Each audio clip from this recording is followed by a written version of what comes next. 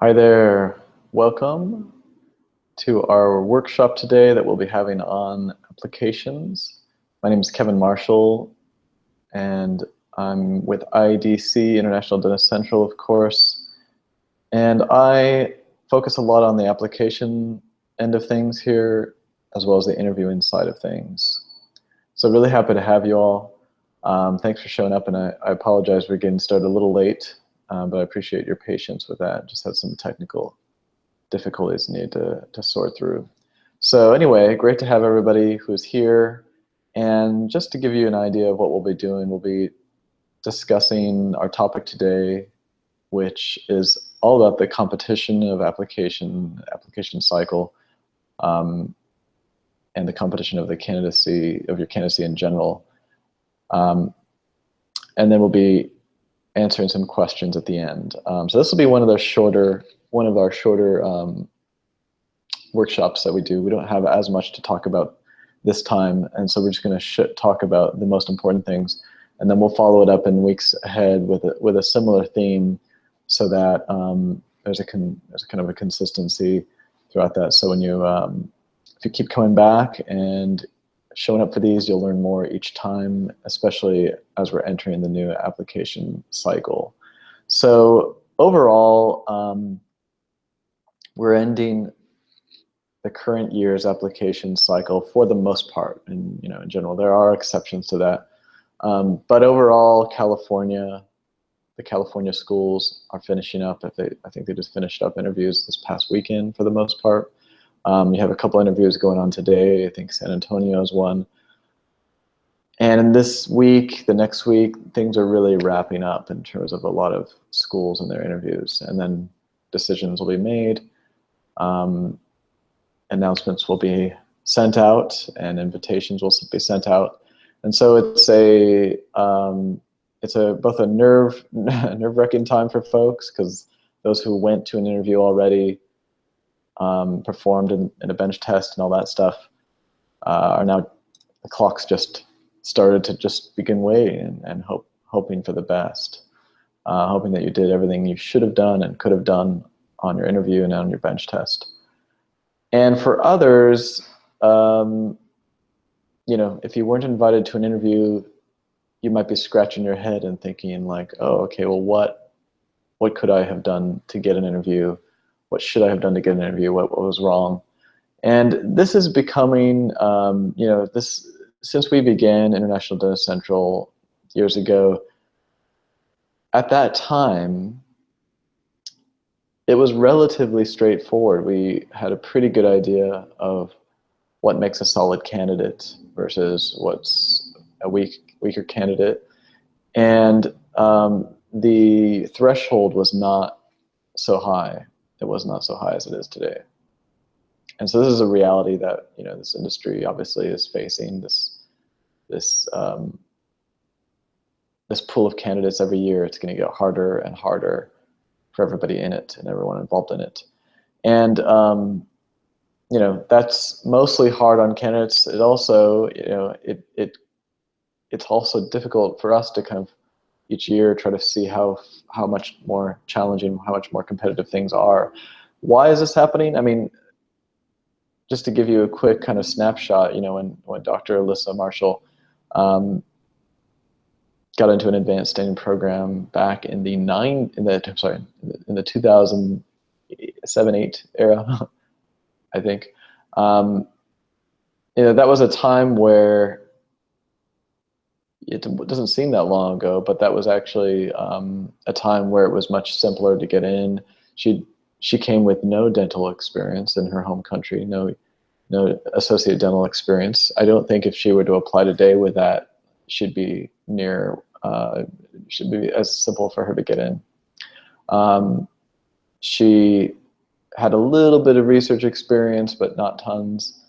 Nothing majorly formal. I don't know if she even had any of that, to be honest, now that I think about it. She may have had some mark of it on her CV. Her SOP was probably solid, but it probably wasn't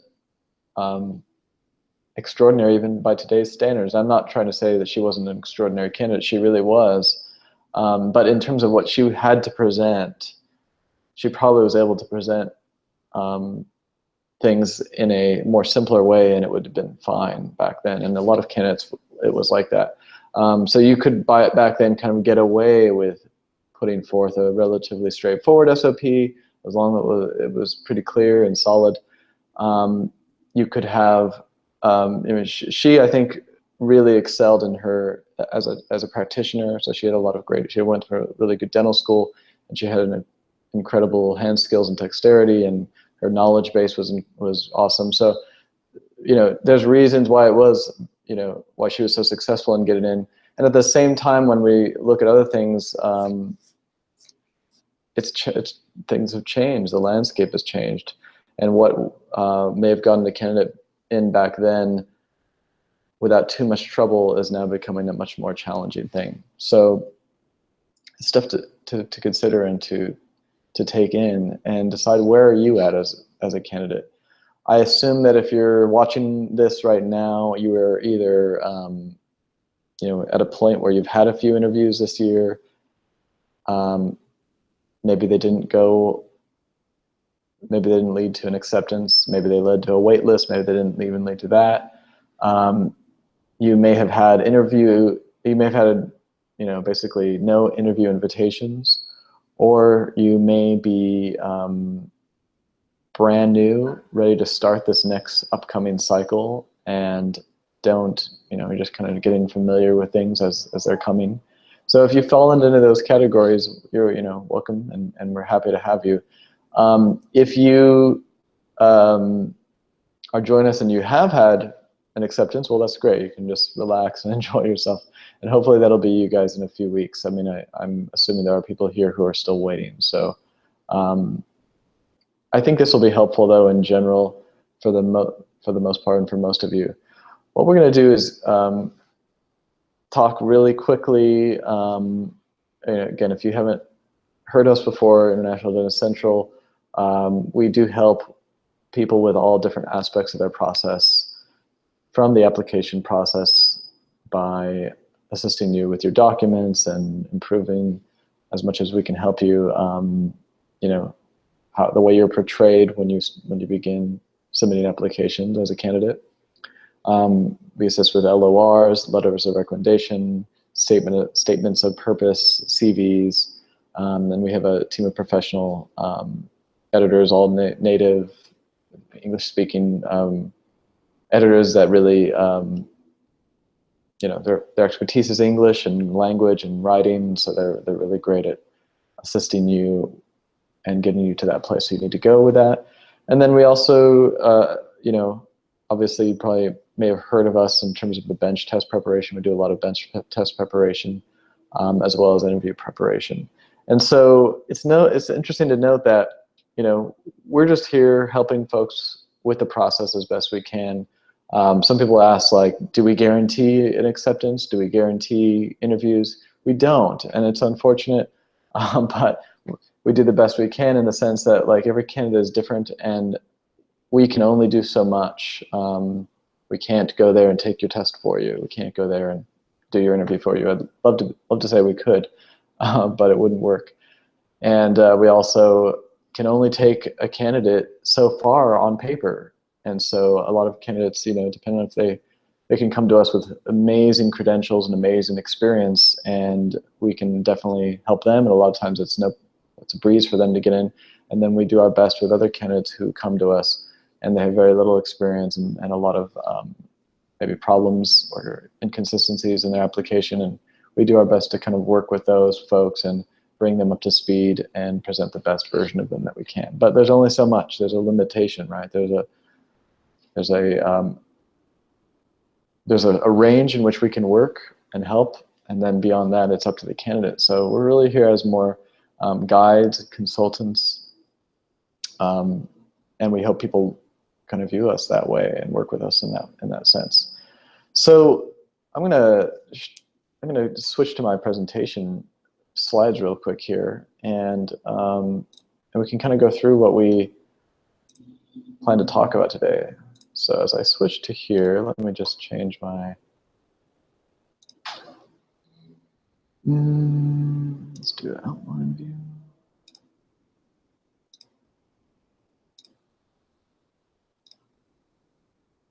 Okay, let's see if you can see this. Hopefully everyone can see that. Great. So this is called The Pressure's On. And what we wanted to talk and highlight today is, the competition is heating up in this process. And what can you do about it? The importance of preparing a strong application. So right now we're talking at this point about most likely early next year.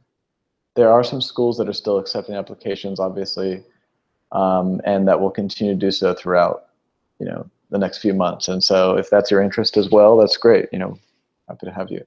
But thinking about a time frame of early next year,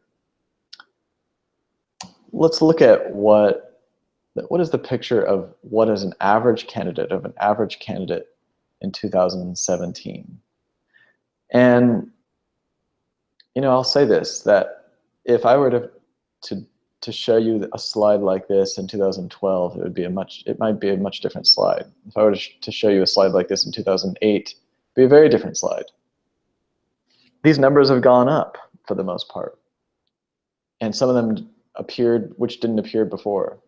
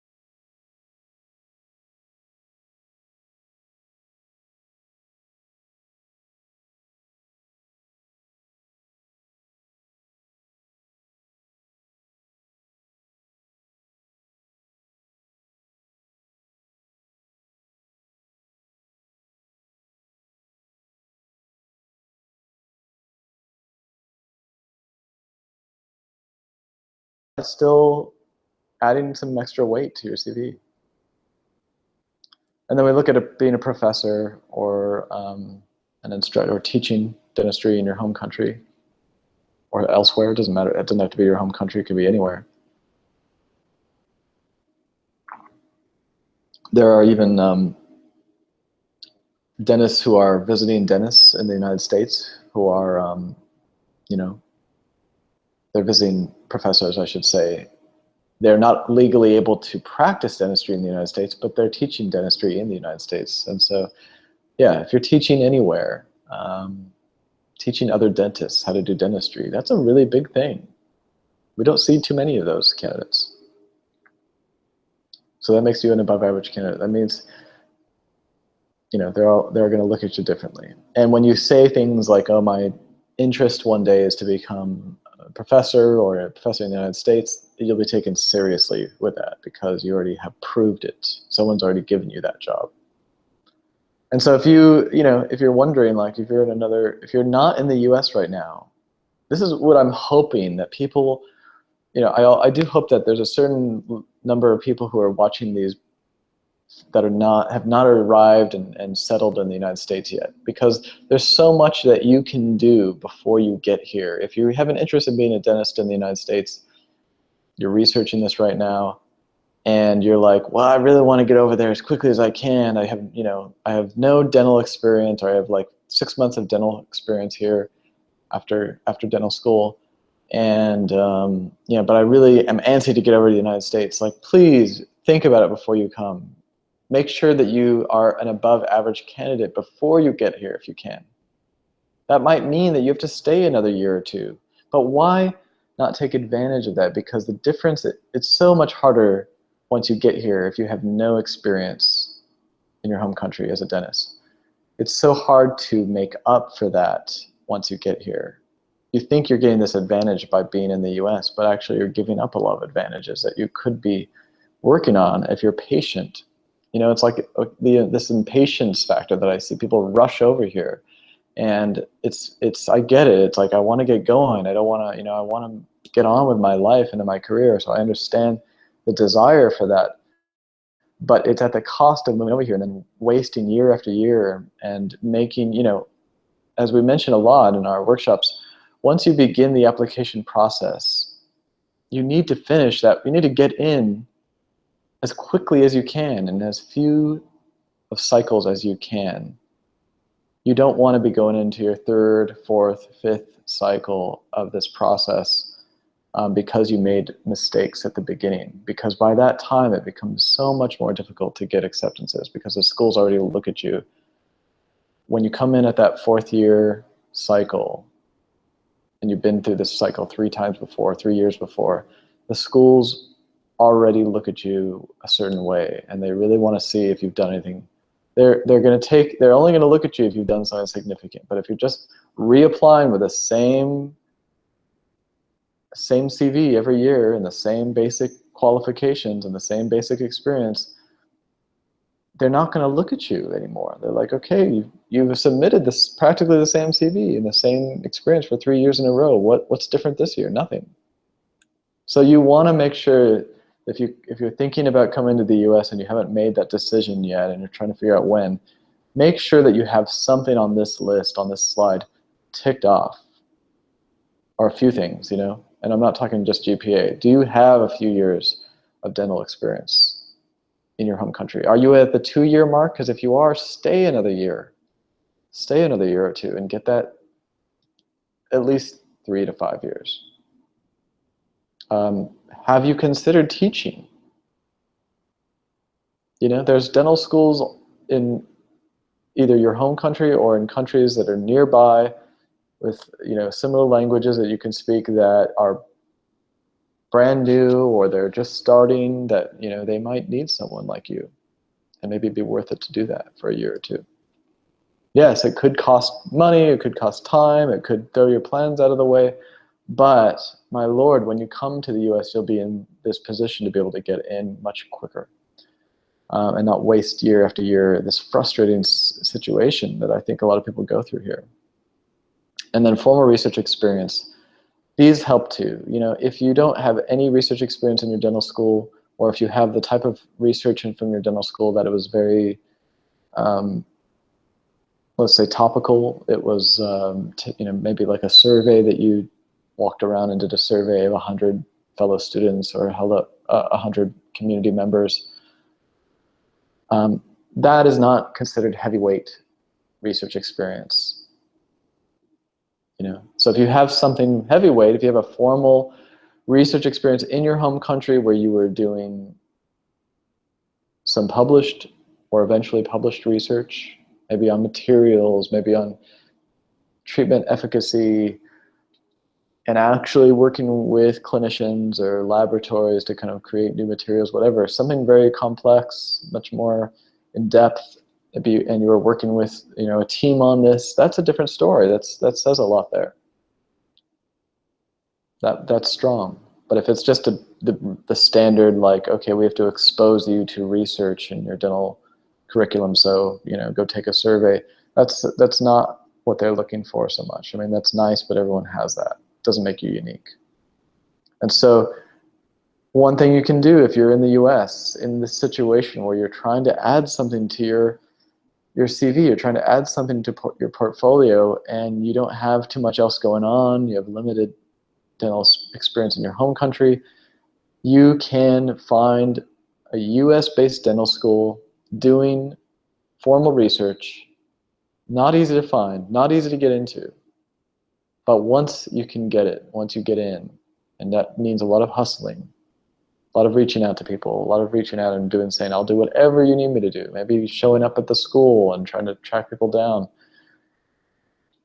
to get in, to volunteer in an experience like this. If you can do this for 6 months or more, then now we're starting to look at an above average candidate.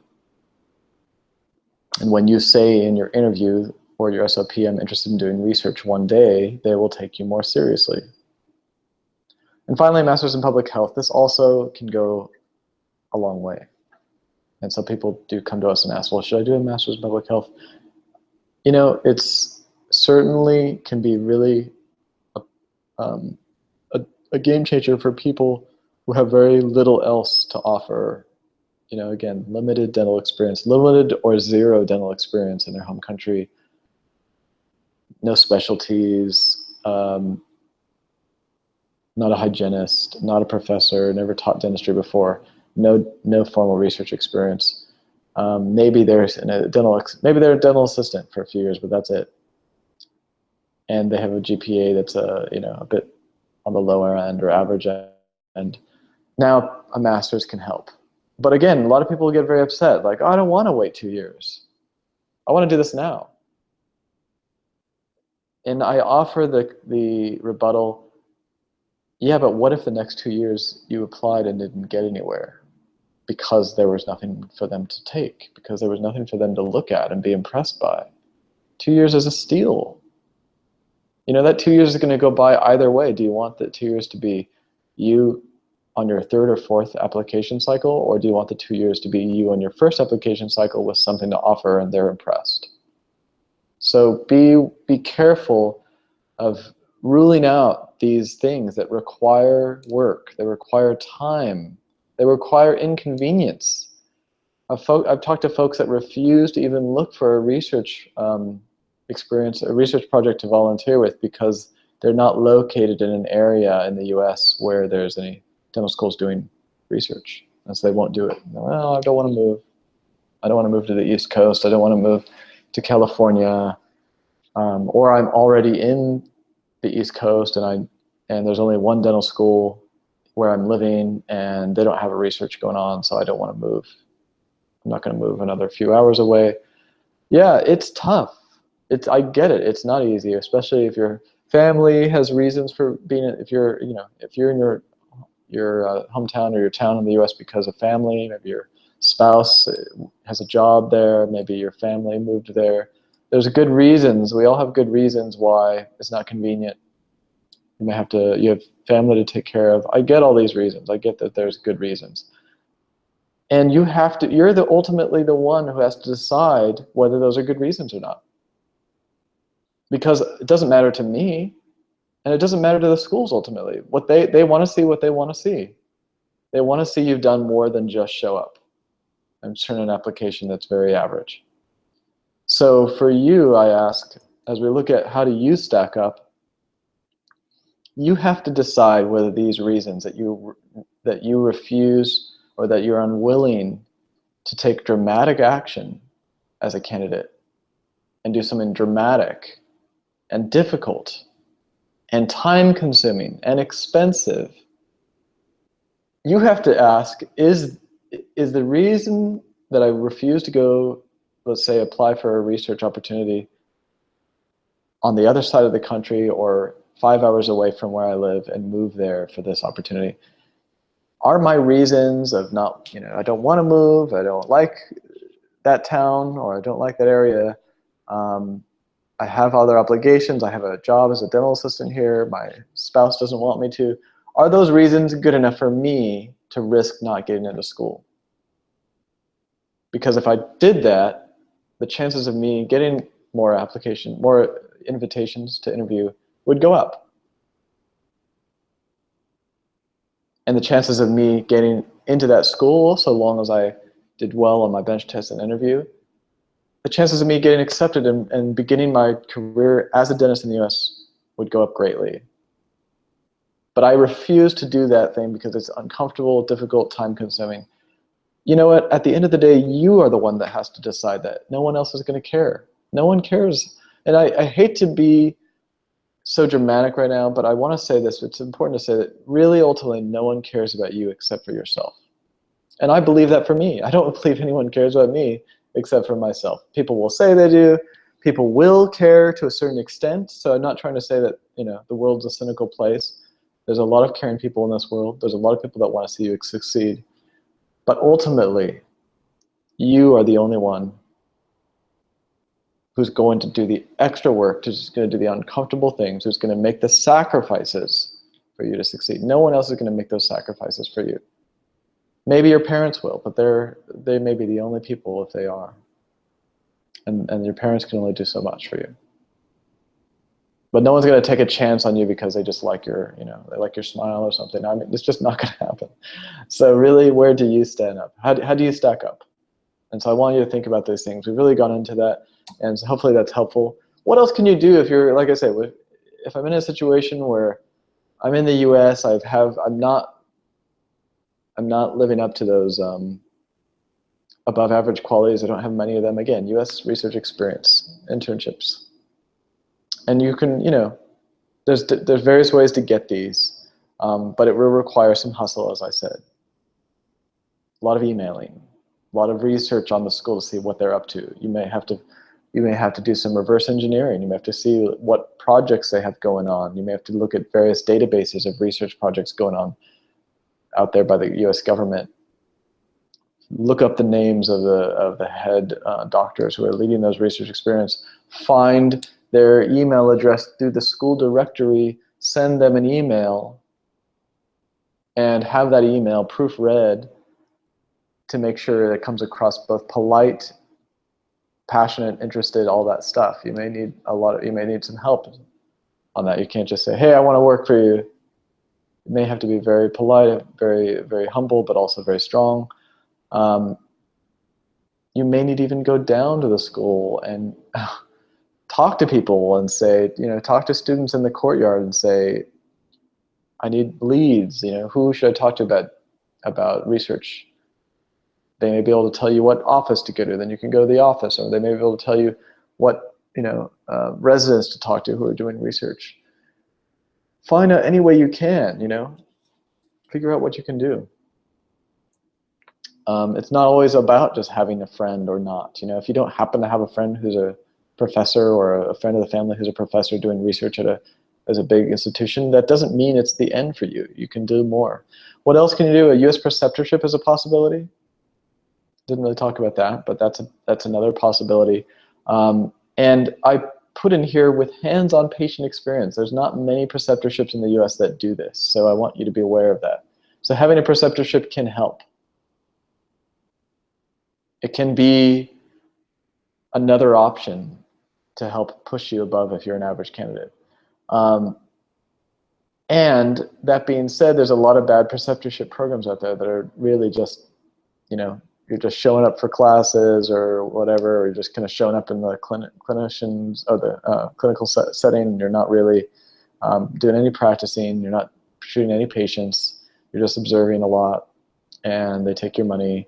So you got to be careful and make sure it's a rigorous one as much as you can. Review all the preceptorship programs out there and try to find which ones are the most rigorous, the most difficult, even if they're the most expensive.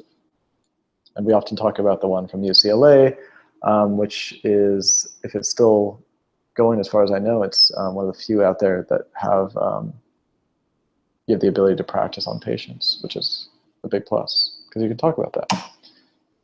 It's a U.S. dental experience there. And then what else? More experience in your home country. This is one no one likes to hear whenever I suggest it. But the few people that I've seen that have done it have had success with this. So people, maybe they even apply for a year, they don't get anywhere, they don't get any invitations. We talk to them, they're like, oh, you're coming across very average. I'm not shocked to see you didn't get enough invitations. And then again, well, I have the option to go home, back to my home country for a year or two. I'm going to go home, I'm going to work as a dentist there, I'm going to build up that experience, and then I'm going to come back. And when I do, there's a different story to be told. So some definite things to think about.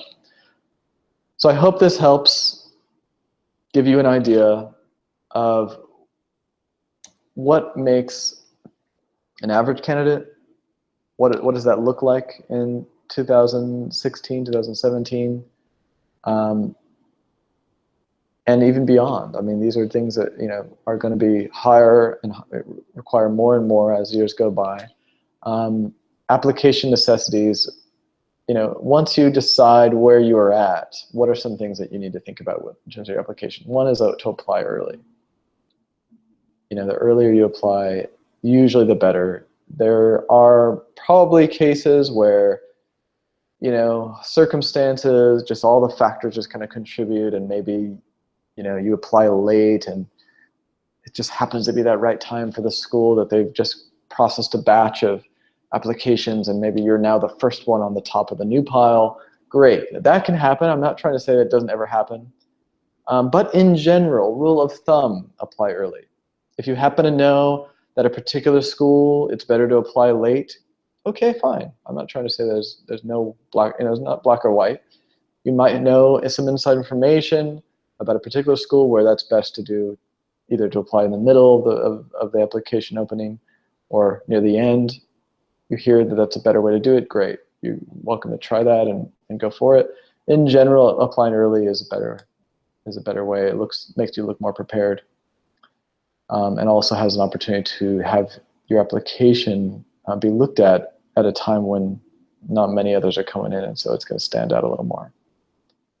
Strategize early. This is the time to be thinking about this. So those of you who are here today, I really commend you because you're here early, way early. You're just thinking about this now. Choose a theme for your candidacy. This is important. What is your theme? What's your story as a candidate? Is it that you're a researcher? Is it that you're a professor? What are you? What makes you unique as a candidate? We'll talk about that in upcoming workshops, but I'm just kind of throwing these out there. And then finally, get help. Get feedback from professionals of various types about how you appear to them. Talk to dentists even. Talk to dentists that you either work for right now or observing. Get feedback. Show them your documents. And definitely get help when you get into the application cycle. So we'll talk about all these in upcoming workshops, but I just want to put them out there right now. So I'm going to take questions at this point, but I just want to say, hopefully you have an idea now. Hopefully you've gotten a picture of what a good candidate looks like, what a strong above average candidate looks like versus what an average candidate looks like. And also I hope that once you know where you lie, where in that spectrum are you, now that you're honest about that, you can now figure out what next steps to take to build that up, to add more to your portfolio, add more to your experience, your CV, so that you can move from an average candidate to an above average candidate. That's where we want to get people. So let me look and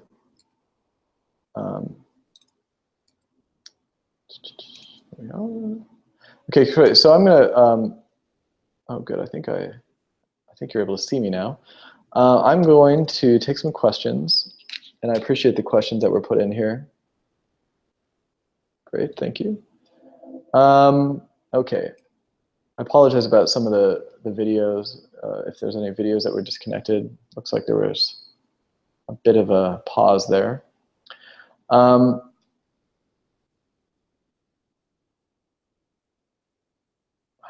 So we have a question from Monica. What's the best way to improve the profile or application on a visitor's visa? So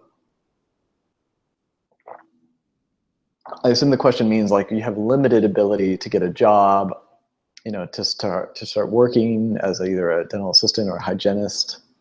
So it's a fair question. If you're on that visitor's visa, and so there's limitations there, you want to be looking at other things you can do. One, of course, being the research thing, another being the preceptorship, another being the NPH, so Masters in Public Health. Those are three things that you don't need a work visa to do.